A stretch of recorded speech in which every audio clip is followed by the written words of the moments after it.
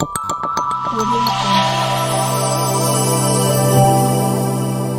Jungle.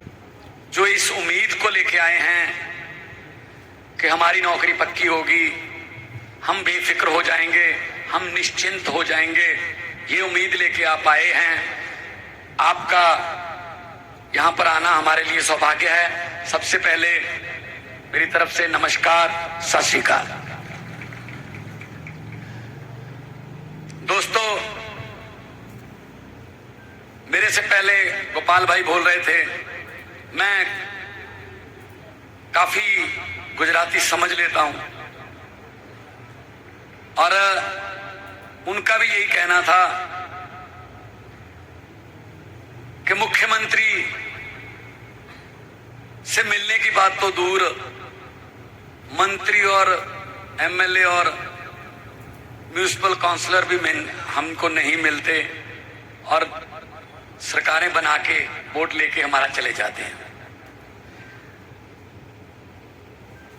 अभी मैं आ रहा था तो मुझे एक बड़ी हैरानीजनक बात पता चली। जो प्रोटोकॉल है उसमें पुलिस खड़ी थी, कुछ पुलिस नहीं थी, हाथ में डंडे थे, लेकिन वो सिविल वर्दी में थे। मुझे बताया गया कि जो सिविल वाले हैं वो पक्के हैं, जो वर्दी वाले हैं वो कच्चे। मैंने कहा यार अजीब उल्टी बात है ये। हाँ, ने कहा जिनको आपने पक्के रखा वर्दी उनको पहनाओ, अभी जिनको जो कच्चे हैं कम से कम उनको मनमर्जी के कपड़े तो पहनने दो।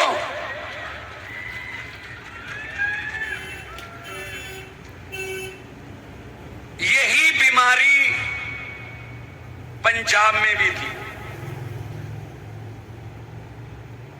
वही यहां गुजरात में है। ठेकेदार नेताओं के बहुत करीब होते हैं जो आउटसोर्सिंग करते हैं और उसके बाद कॉन्ट्रैक्ट साइन करवाते हैं। कागजों में वेतन 20,000 है, मिलता 5,000 है। यही बात है ना। ये पंजाब में भी था, ये पंजाब में भी था। हम 36,000 पंजाब में कच्चे मुलाजिम हैं। हम धीरे धीरे आउटसोर्सिंग बंद कर रहे हैं। टीचर डे वाले दिन 5 सितंबर को हमने 8400 से ज्यादा कच्चे टीचरों को सरकारी नौकरी पक्की दी हमने। अगर हमारा टीचर, जिसको नेशन बिल्डर बोलते हैं, कौम का निर्माता बोलते हैं, अगर वो ही निश्चिंत नहीं है, उसको अपने फ्यूचर की चिंता है, वो हमारे बच्चों का फ्यूचर क्या बनाएगा जी।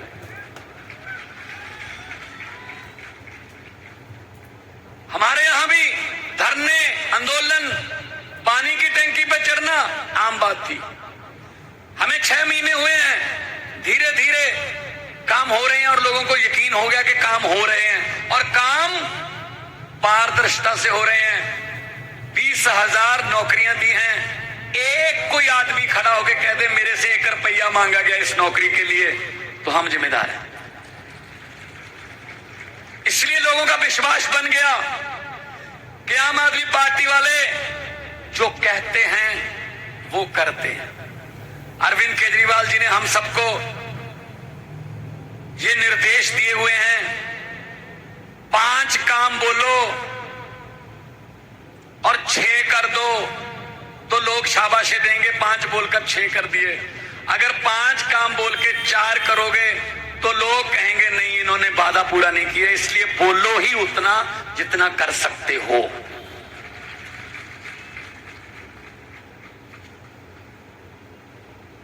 आपको रखा हुआ ठेके पर, आपको रखा हुआ कॉन्ट्रैक्ट पर, आपका कॉन्ट्रैक्ट जो है वो कभी भी कैंसिल कर सकते हैं। उसमें क्लॉज है, चलो जी आप घर पे जाओ। लेकिन आप पर मैं हैरान हूं बंगाल के, अपना गुजरात के लोगों पर, कि आपका तो कॉन्ट्रैक्ट ये कभी भी कैंसिल कर देते हैं। लेकिन बीजेपी का कॉन्ट्रैक्ट आपने 27 साल से बढ़ाते चले जा रहे हैं आप उनको। उनका कॉन्ट्रैक्ट भी खत्म कर दो ना इस बार, उनको भी बेरोजगार करो, थोड़ा पता चले कि बेरोजगारी क्या होती है। उनके सर पे भी तलवार लटके तो उनको पता चले कि दर्द क्या होता है। वो तो 27 साल से बैठे हैं, कभी इधर कभी उधर, कभी इधर कभी उधर, उधर वाले इधर, इधर वाले उधर, यही चल रहा है। वो इलेक्शन का समय था, किसी पार्टी के दफ्तर में आग लग गई, पार्टी के दफ्तर से फोन गया फायर ब्रिगेड को कि जल्दी पहुंचिए जी, हमारे दफ्तर में आग लग गई, ये विरोधियों की चाल है, हमारे जहां पूरा प्रचार की सामग्री, पोस्टर, झंडे यहीं पड़े हैं, सर हम इलेक्शन हार जाएंगे अगर ये आग आप पर काबू ना पाया गया। 5 मिनट के बाद उसी फायर ब्रिगेड में फिर फोन गया उसी आदमी का, कहते जी आने की जरूरत नहीं है, कोई आग बचाओ गाड़ी आने की यहां लाने की जरूरत नहीं है। तो उन्होंने पूछा कि आग पर काबू पा लिया गया है? कहता आग पर काबू नहीं पा लिया, मैंने ही पार्टी बदल ली है, अब वो विरोधी पार्टी का दफ्तर है, जलने दो। ये होता रहा है आपके साथ, कभी इधर कभी उधर। अगर ये ऐसा कर सकते हैं नेता लोग, कभी उधर बदल गए कभी इधर बदल गए, तो तुम एक जगह पे क्यों खड़े हो? तुम भी इस बार झाड़ू उठा लो, बदल जाओ।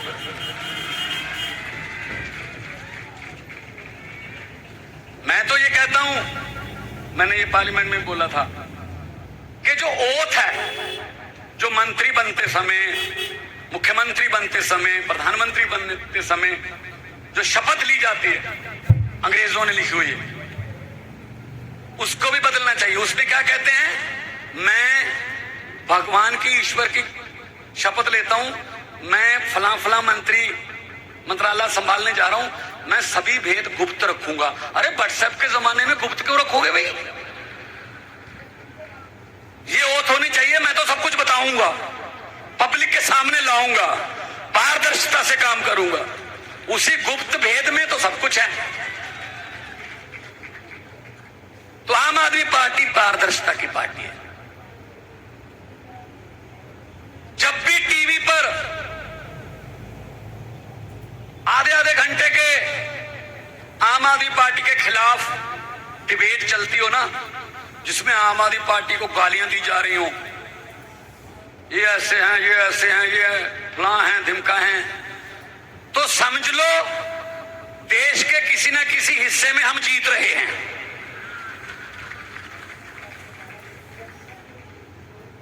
आम आदमी पार्टी, आम लोगों की पार्टी,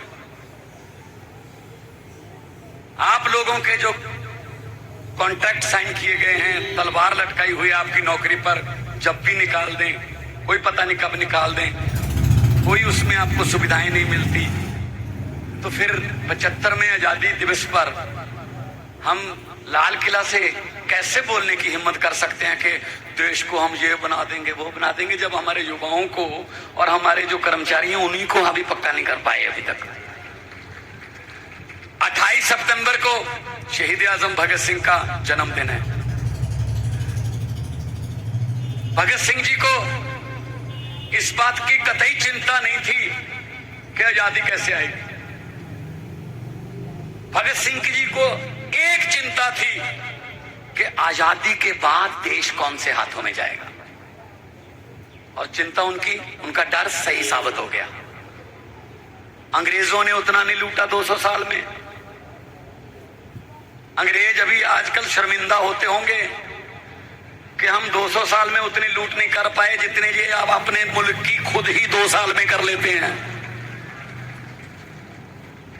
कोई बैंक लूट के भाग गया, कोई देश की प्रॉपर्टी बाहर ले गया, किसी का लोन माफ कर दिया, गरीबों पर महंगाई, बेरोजगारी, गरीबी ये थोप दी। तो ये तो आजादी भगत सिंह के सपनों की आजादी नहीं है। अगर वो आजादी जो भगत सिंह के सपनों की थी वो हमारे घरों तक पहुंच गई होती तो हमारे बच्चे सरकारी स्कूलों में पढ़ के बड़े अफसर बनने लगते, तो कचहरी में, कोर्ट में रिश्वत ना चलती, थाने में गरीब की सुनवाई होती, अगर वो आजादी हमारे पास आई होती। लेकिन ये आजादी महलों में और इनकी लाल बत्ती वाली गाड़ियों में रह गई। यही याद हुए हम थोड़ी है। मैं तो जब से होश संभाला है, मैं सुबह सुबह 15 अगस्त को वो देखता हूं जो लाल किला पे फंक्शन होता है। जब से होश संभाला है वही भाषण, अफसरों का लिखा हुआ भाषण, बेरोजगारी पर चिंता व्यक्त, आतंकवाद पर थोड़ी ज्यादा चिंता व्यक्त, महंगाई और गरीबी पर और ज्यादा चिंता व्यक्त। कहते नमस्कार, ये था 15 अगस्त। मैं ये कहना चाहता हूं मेरे देश के वारिसों, मेरे देश को चलाने वालों, अगर हमारी किस्मत नहीं बदल सकते, कम से कम लाल किले वाला भाषण तो बदल लो। अब तो लाल किले के कबूतरों को भी भाषण याद हो गए हों, लाल किले के कबूतरों को भी भाषण याद हो गए होंगे। वो सिर्फ भाषण चला। और हमें कह रहे हैं अगर अरविंद केजरीवाल जी पूरी दिल्ली में इलाज फ्री कर देते हैं, बड़े से बड़े ऑपरेशन फ्री कर देते हैं, बिजली का बिल जीरो आता है, महिलाओं के लिए बसों में सफर फ्री कर देते हैं, गुजरात में 10 लाख नौकरियों की बात करते हैं, 3000 रुपए बेरोजगारी भत्ते की बात करते हैं, पंजाब में बिजली मुफ्त मोहल्ला क्लिनिक की बात करते हैं, तब ये कहते हैं केजरीवाल फ्री की रेवड़ी बांट रहा है। कहते हैं ना भाई, लोगों के टैक्स का पैसा लोगों पर लगाने को आप फ्री की रेवड़ी क्यों कहते हो? जो कनाडा, अमेरिका और डेवलप कंट्री हैं वो भी देते हैं अपने नागरिकों को पैसे, वहां इसको सोशल सिक्योरिटी बोलते हैं। अच्छा, बिजली पैसे बचा के जो पुल बनना था 350 करोड़ में, उसको 200 करोड़ में बना के नई टेक्निक से 150 करोड़ बचा के लोगों की बिजली फ्री कर दी, इलाज फ्री कर दिया। ये फ्री की रेवड़ी थोड़ी है। अगर ये फ्री की रेवड़ी है तो मोदी साहब मुझे ये बता दीजिए, हर व्यक्ति के खाते में 15 लाख आने वाला पापड़ किसने बेचा था?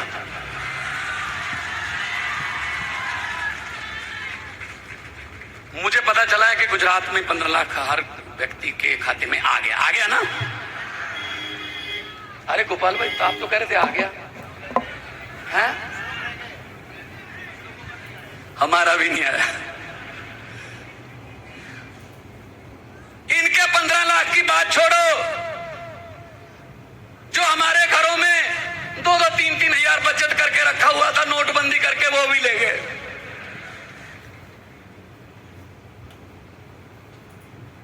ये इनकी हालत है। बैंक बेच दिए, जहाज बेच दिए, रेलवे स्टेशन बेच दिए, कुछ नहीं भी। रेलवे स्टेशन बेच दिए, LIC बेच दी, बड़ी बड़ी सरकारी कंपनियां बेच दी, सब कुछ बेचा है, सिर्फ एक चीज खरीदी है, मीडिया।